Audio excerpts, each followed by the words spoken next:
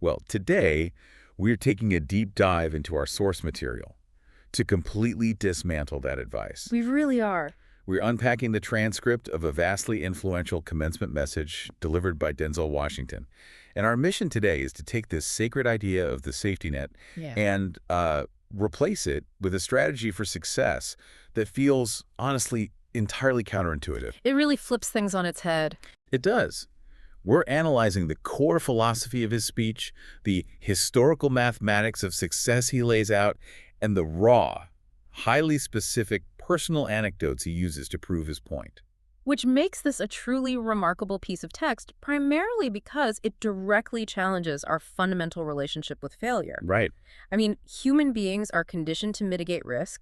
We spend our entire lives trying to insulate ourselves. Oh, absolutely. And yet here's Denzel standing at a university graduation, a ceremony literally designed to celebrate the acquisition of a degree, which is, the ultimate societal safety net. The ultimate backup plan. Exactly. And he is telling these young adults to embrace the exact opposite. Okay, let's unpack this because I want to run a thought experiment by you regarding that net. Sure, go for it. We always picture the backup plan as this woven safety net ready to catch us if we slip off the tightrope. Right. But could that very same net actually be functioning more like a straitjacket? Oh, wow. Yeah. A straitjacket. Yeah. Like, does the psychological comfort of knowing you have something to fall back on subconsciously prevent you from giving that leap your absolute unrestricted effort?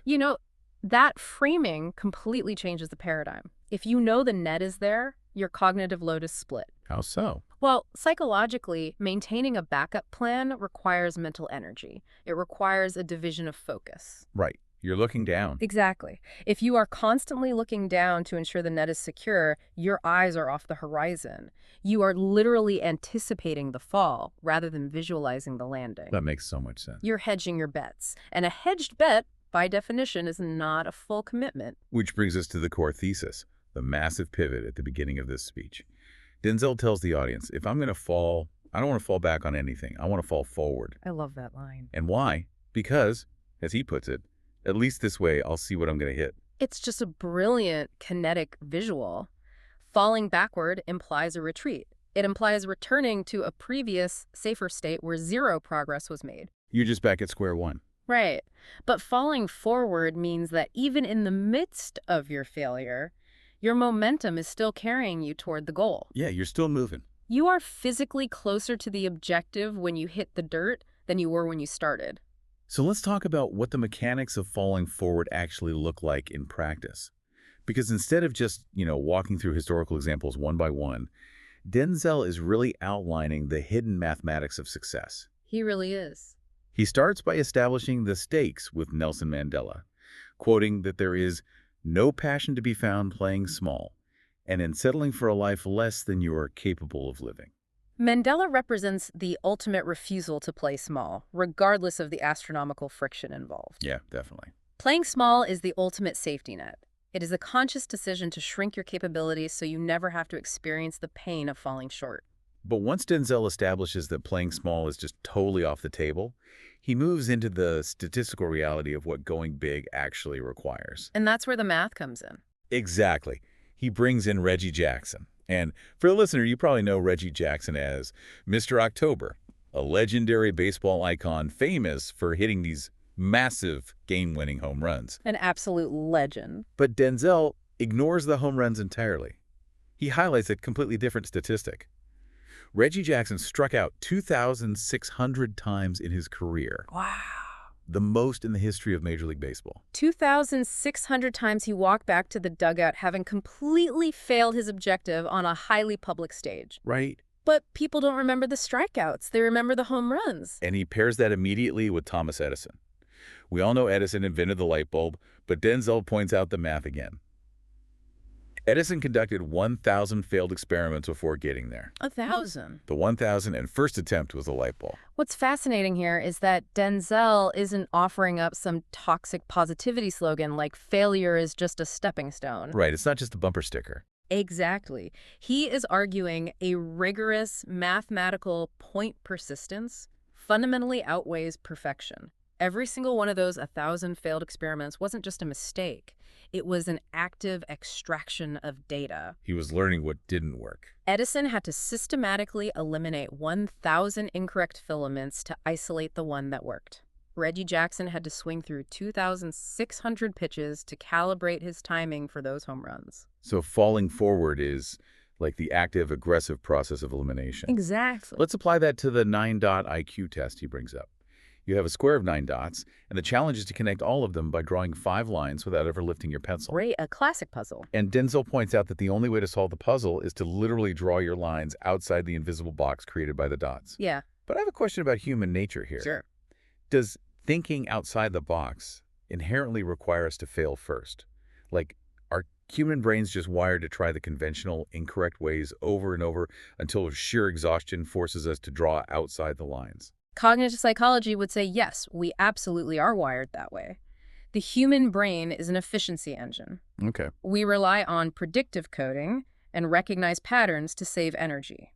When we look at a square of 9 dots, our brain instantly imposes an invisible border around them, known as a Gestalt principle. Oh, so we literally see a box that isn't there. Exactly. We assume the rules dictate we must stay inside that border even though no such rule was ever stated.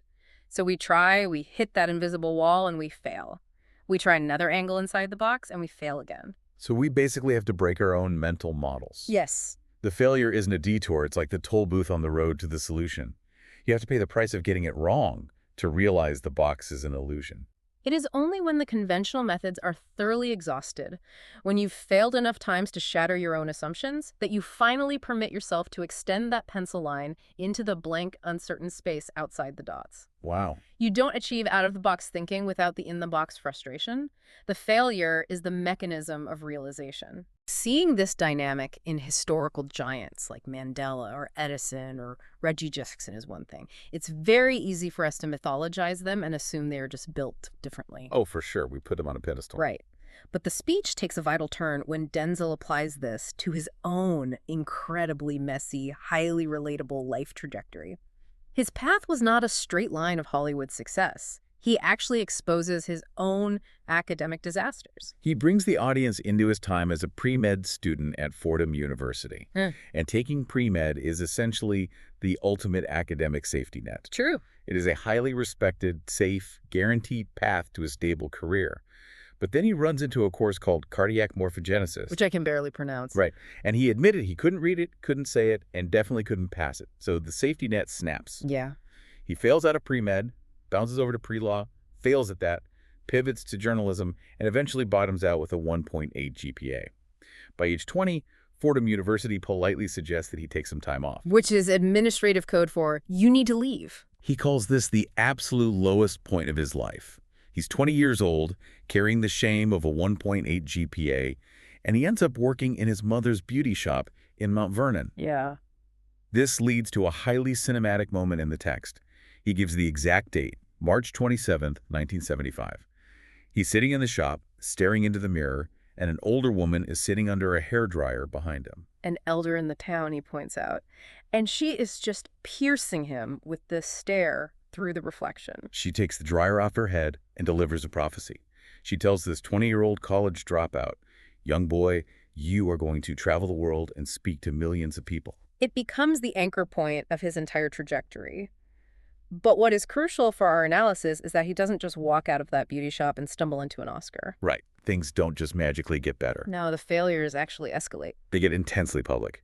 He tells a story about being early in his acting career, trying to get his footing, and he auditions for a part in a Broadway musical. Okay. He thought it was the perfect role for him. Aside from one minor caveat, he completely lacked the ability to sing. A rather significant hurdle for a Broadway musical. Naturally, he bombs the audition. He doesn't get the job. But here's where it gets really interesting. He uses an analogy to explain his reaction to that failure. Barbershop one. Yeah. He says, you hang around the barbershop long enough, sooner or later you're going to get a haircut. But I have to push back on Denzel here. Oh. It's a great story, but it almost feels like survivorship bias.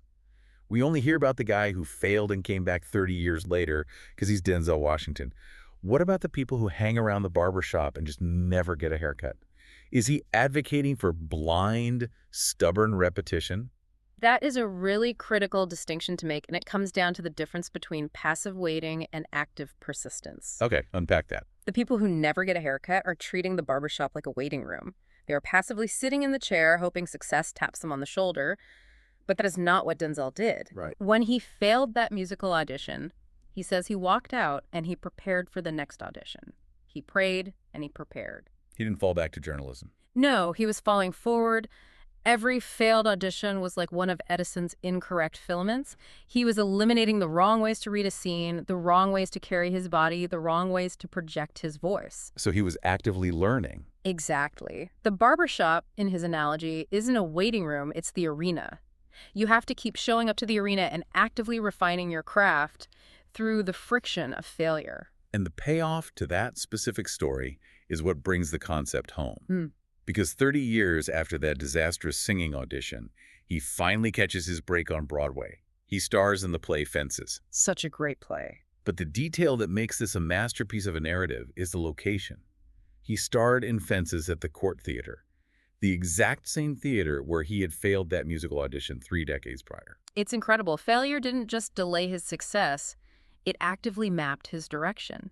Every failure closed a door that wasn't meant for him. Wow. If he hadn't failed at cardiac morphogenesis, he would have taken the safe route and become a doctor. He never would have ended up in his mom's beauty shop on March 27, 1975. The failures physically redirected him down the hallway until he reached the Court Theater. So having established that failing is this inevitable, mathematically necessary friction, the speech takes a decidedly darker, much more reflective turn. We move from the mechanics of failure to the psychological consequences of avoiding it altogether. He introduces a deeply chilling visual to illustrate the true hidden cost of clinging to the safety net. He sets it up with a hard truth. To get something you never had, you have to do something you never did. You have to invite the risk. Right. But then he asks the audience to imagine themselves on their deathbed. Yeah. And standing around that bed are ghosts. Not the ghosts of past relatives, but the ghosts representing your own unfulfilled potential. The ghosts of the ideas you never acted on, the ghosts of the talents you kept hidden because you were playing it safe. And they aren't looking at you with pity. He says they are standing around your bed, angry, disappointed, and upset. They look at you and say, "We came to you because you could have brought us to life. And now we have to go to the grave together." If we connect this to the bigger picture, the psychological weight of this metaphor is staggering. Denzel is attacking a cognitive bias known as hyperbolic discounting. Explain how that works in this context. Hyperbolic discounting is the brain's tendency to choose immediate comfort over long-term reward, or conversely, to prioritize avoiding immediate pain over avoiding future pain. Okay, that makes sense. As humans, our loudest fear is the immediate visceral sting of looking foolish today. We fear the awkwardness of a bad audition, or the embarrassment of launching a business that gets 0 customers, or the social shame of a 1.8 GPA. Because no one wants to look stupid. Exactly. Because we are social creatures, tribal rejection feels like death to our brains. So we prioritize avoiding the temporary embarrassment today, completely discounting the massive regret waiting for us decades down the line. Precisely. Embarrassment is a social construct, It fades the moment the crowd looks away. But regret is existential. It is solitary. That's a heavy thought. Denzel is demanding that we shift the timeline of our fear. He is weaponizing our future dread of those ghosts to overpower our present fear of looking foolish. Oh, wow. When you fear the ghosts of your own unfulfilled potential, you strip away the audience. You are no longer making decisions based on other people's opinions. You are forced to measure your life against your own inherent capabilities. It forces a terrifying but mobilizing question. How many ghosts are going to be around your bed when your time comes? It really does. It's a heavy concept, but it transitions beautifully into the final major theme of the speech. Because avoiding these ghosts isn't just about padding your own resume or achieving personal ambition. He expands the lens outward. He really broadens the scope. He starts talking about what the rest of the world misses out on if you decide to play it small. He externalizes the risk. The commencement address shifts from a personal pep talk to a sweeping global call to action. At the time of the speech, he had just returned from South Africa, and he noted the severe poverty there. But he immediately expands the map to prove this isn't just a distant problem. He says Africa is just the tip of the iceberg. He lists out all these places. Yeah, he says the Middle East needs help. Japan, Alabama, Tennessee, Louisiana, Philadelphia.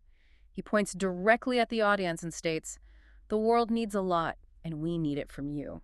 Which brings up the excuses we all use to avoid that call. Mm. It is so easy for someone listening to say, look, I'm not a billionaire philanthropist. I'm not a groundbreaking scientist. I don't have the capacity to impact the world. Oh, people do that all the time. But Denzel completely democratizes purpose. He lists out these everyday paths: business majors, theologians, nurses, sociologists. He breaks down the very definition of a gift. We assume a gift must be something highly lucrative or globally recognized, but he lists traits like patience, kindness, and love. He even highlights what he calls the gift of long-suffering. So what does this all mean for the listener? He asks this defining question. What are you going to do with what you have?